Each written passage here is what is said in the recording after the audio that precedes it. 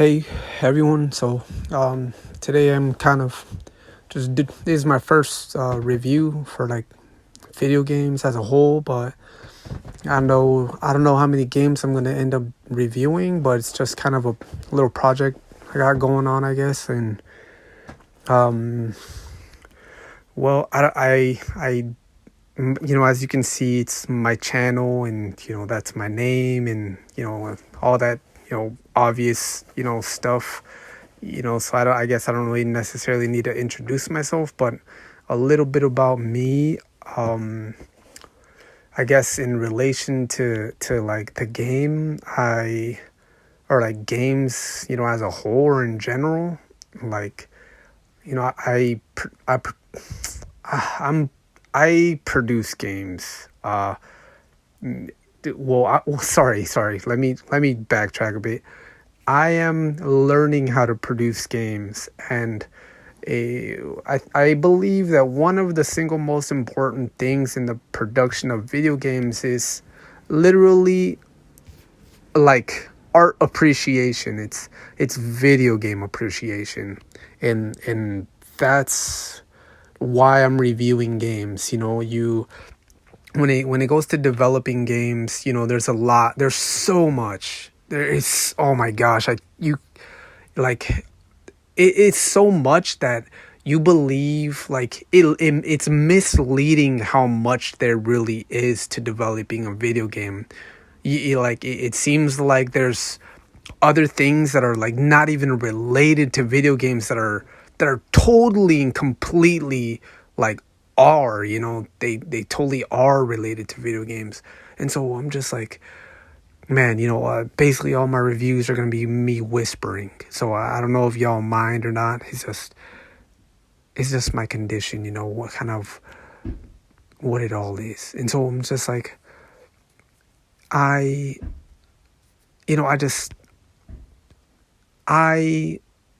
I'm going to be like in a low tone speaking all the time to kind of just, make sure no one hears me around my environment. And that's why I say it's a conditional matter. But me, I guess, yeah, a little bit about myself. Aside from that, I guess personally, like, I come from the streets. I'm learning coding, and I'm just, I can honestly say I was a hoodlum, at some point in my life, and I guess I come from some like pretty tough times, and like struggles, and so, I guess an ex-homeless person as well, someone that used to be homeless, understands what being homeless is, and really I just, I have a lot of humility towards, people and their struggles. And so, when it comes to, people ridiculing other people, I'm just, I'm not about it. And so, in the comment section, if, for some reason I happen to blow up or whatever, like, just please, like, there's a golden rule, but I don't even want to say it because everyone already knows it. And if you don't know it, it's treat others how you want to be treated. But it's not just that. It's treat others how you want to be treated. And if you don't, I'm going to treat you how you treat the people that follow me, that respect others in the comment section and all that. I'm literally going to like take everything you just like, expressed in a corruptive, degrading, demeaning, like derogatory manner. And me personally, I'm going to like throw it right back at you. And so anyone that comes with any sort of carelessness onto my channel, I promise you, you're not going to like me, because again, I have been through a struggle that most people do not even survive. So I'm just letting you know, if you think I cannot drag you to hell, I promise you, I can drag you to hell and leave you there and have no worries, because I know how to get back. Do you understand? So please, anyone with any negative comments, I don't want to say negative because this is not a battery terminal. This has nothing to do with magnetism or none of that. What I mean is anyone with any bad or insultive comments is not allowed here. You know, come as you please, and just, be mindful of your environment while you're here. But okay, let's start. Let's go. Let's get it. First, I'm gonna start with this game called Never Alone. So, Never Alone is a native Alaskan, indigenous Alaskan inspired game. And you're basically a little girl running around with like this spirit pet, and it's cool, but see, so I don't necessarily know if it's a girl or a boy, but in my mind it's a girl. But I totally thought at some point in the game they addressed to what I think is a him.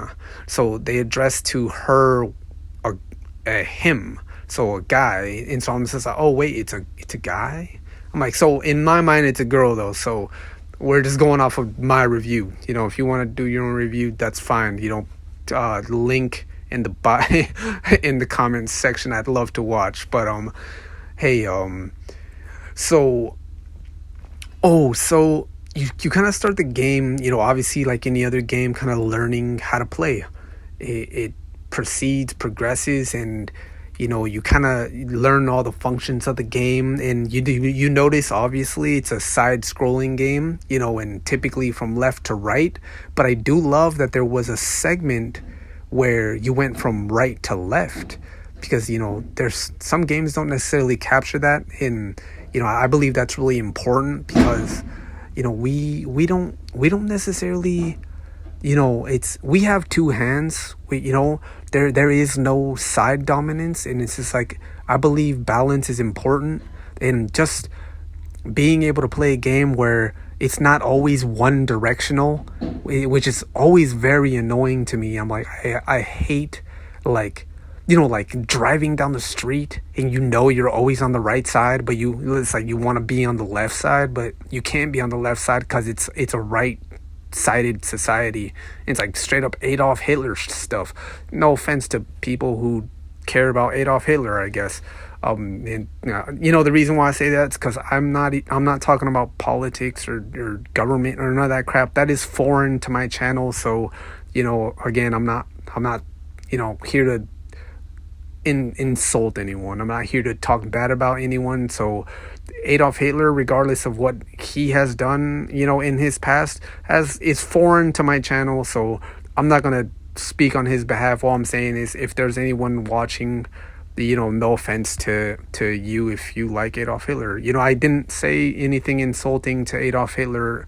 Anyways, it was more like just, I like two sides, the fact that I have two hands, and it's, balance. I like balance, it's, I don't like to ignore either side. I believe both sides are equally important, because how are you supposed to fly like a bird if you only have one wing? It's just not going to work out for you. So, okay, back to my whispering. Sorry. So you play the game. As you play the game as this native girl, the coolest part, I believe the awesomest part was the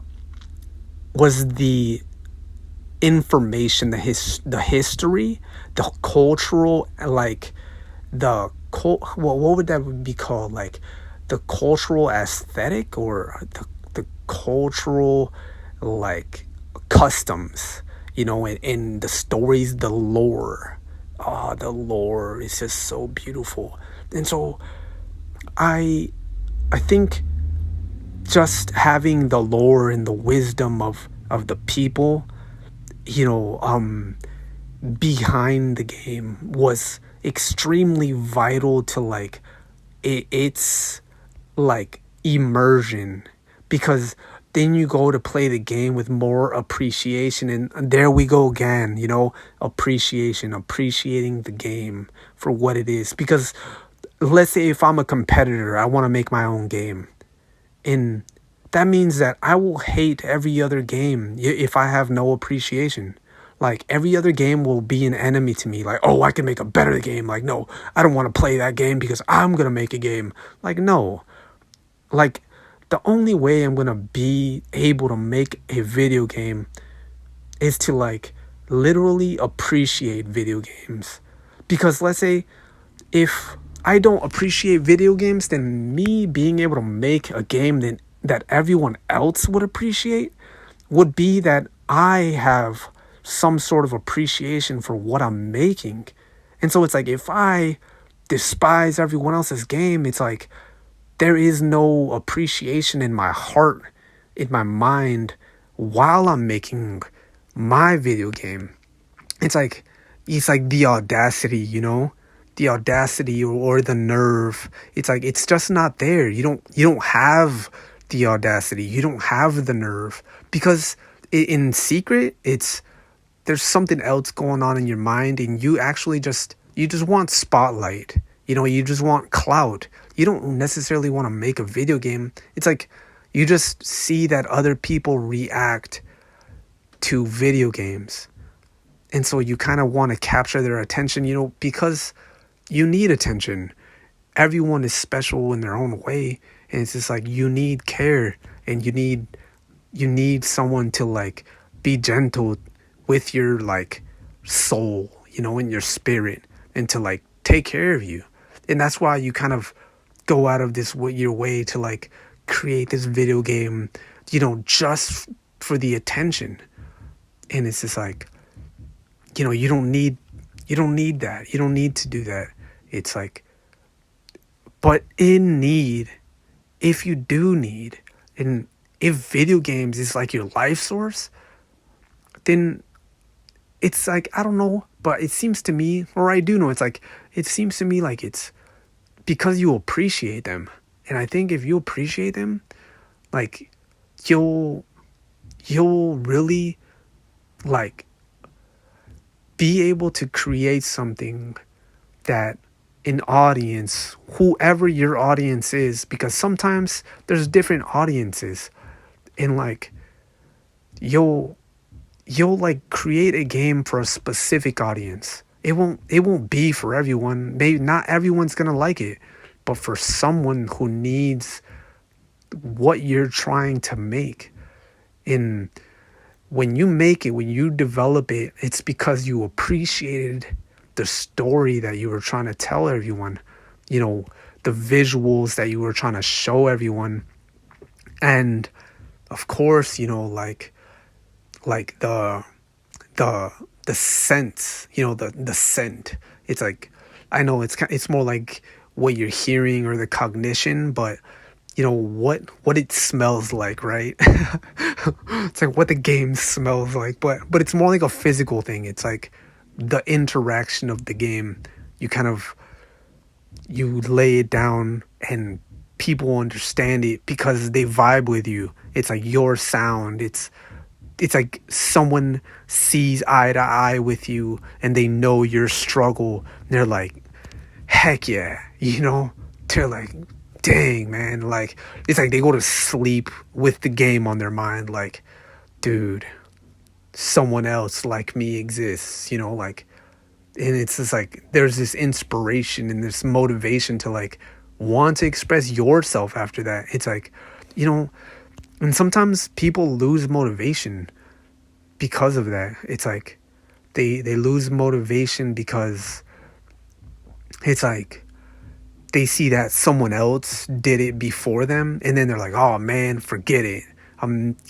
Someone already did it. It's like, no, dude, that they're only one fragment, one part of the puzzle.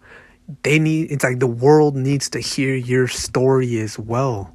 And so you go to play this game, Never Alone. Someone put down their culture.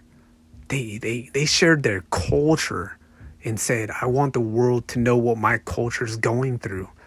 And, you know, then you see that the proceeds from the game are actually in support for the people they are representing in the game. So really you're saving a culture when you go to purchase that game.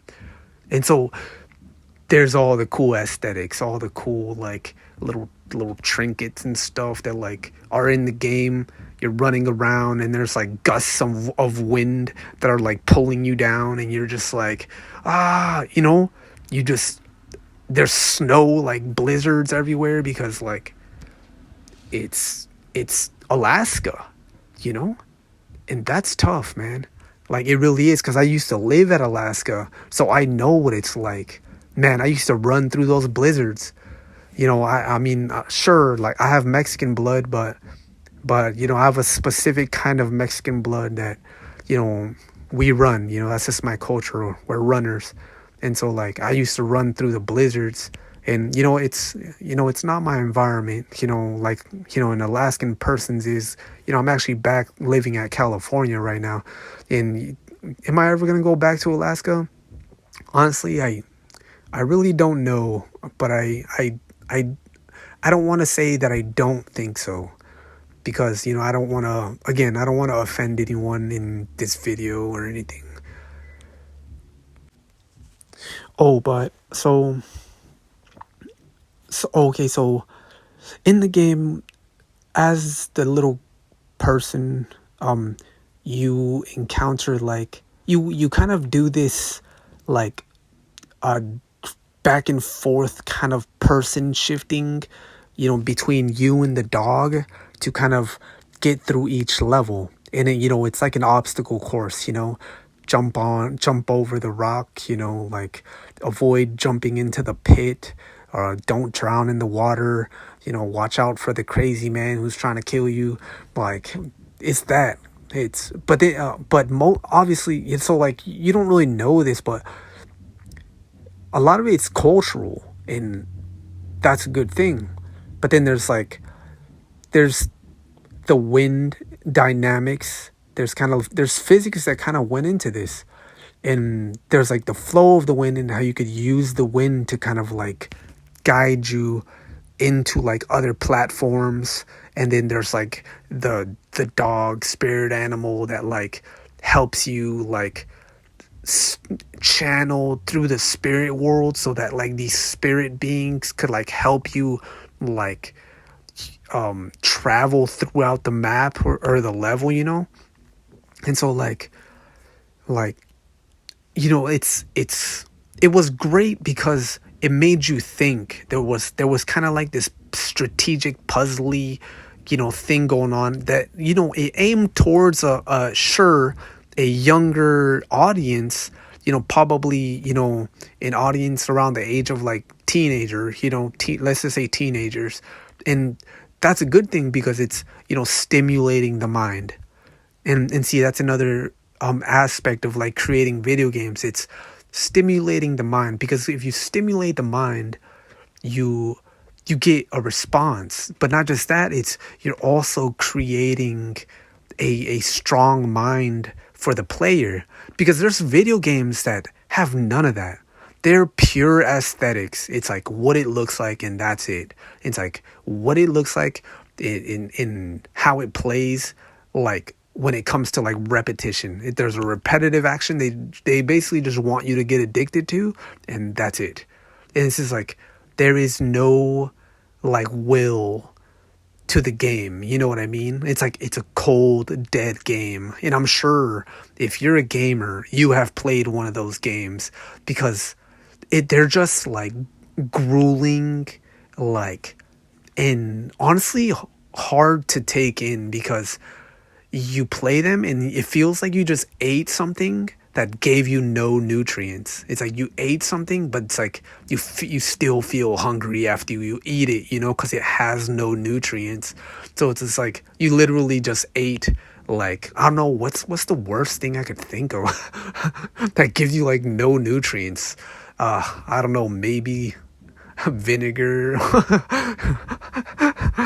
I don't know. Anyways, but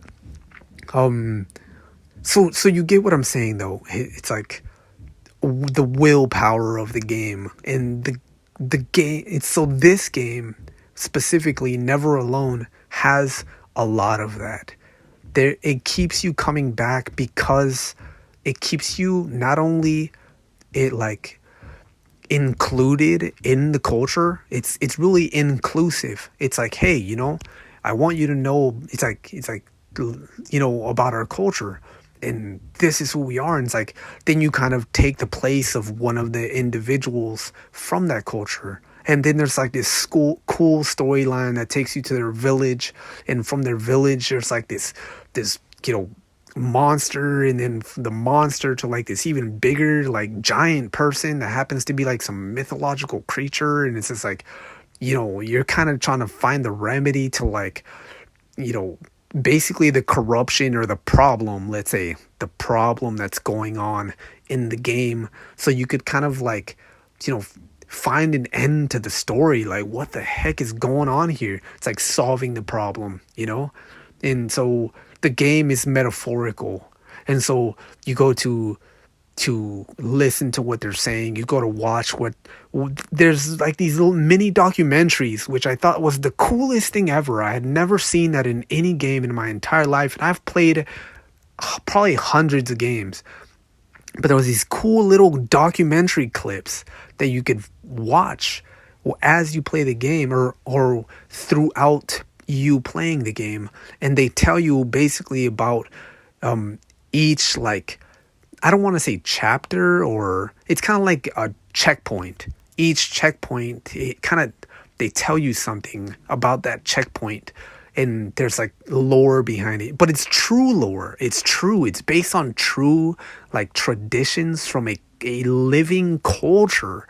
So it's like they're teaching you like survival skills, but in also like in a metaphorical sense. So if you don't know what a metaphor is like, it's like a mind like interpretation or representation, a mental representation of something, like an idea. And it's like you're representing something with something else. You know what I mean? It's kind of like, the bird that flew, but let's say in a metaphorical sense, that might mean like wind. You know what I mean? So it's like, how does a bird fly? It's because of wind, because of air, because of temperature change, And so you get what I'm saying, metaphor. So from that, you acquire like these tools to like help you get through the game and all this other, kind of more tedious kind of, things you need to do in the game. But it's not so complicated that it's hard. There was only one time where I kind of, the game kind of, it glitched a little, but I wouldn't necessarily call it negative. I if anything, like, it's just resetting the game and then going back to the last checkpoint. And then with that, it resets it's like an engine. It's sometimes it misfires, and because of the placement of, all these, I'll say like codes, it's like it's an on and off switch. So it's like sometimes when you go to turn on the switch, it does it's like all the sensors don't turn on. And so that's kind of like what happened like during this one glitch. It's like I fell before like the guy was like doing something, and when I fell, it kind of like it made it glitched so that the person couldn't like he couldn't continue like doing what he needed to do for me to defeat him or whatever. So it's like I got rid of all my opportunities. It's like they gave you 3 chances to do it. If you, after the third chance, if you failed to do what was needed to do, it's like there's no turning back. It's like the game corrupts. But it's like it makes sense because in real life that's actually how it is. It's if you only have 3 chances to like, you know, do something and you don't do them, it's like that's it. There's no more. In, computers, there's, we could simulate real life pretty well with computers, but there's just some things that computers, the reason why they capture it pretty well, it's because computers are a part of real life. Like literally, like they operate the same as people do, except for people have a living conscious will, and it's just not automated. It's not it's not like manually, sorry, I don't even want to say it that way. It's not natural, it's artificial in, I guess, to a sense. I mean, no, yeah, it's, we are creating something that has no emotions, no, I don't know, like polarity, let's say. And so I'll just leave it at that. I don't want to get into that conversation because it was already getting too complicated. To explain that would freaking take forever, and I just can't do that.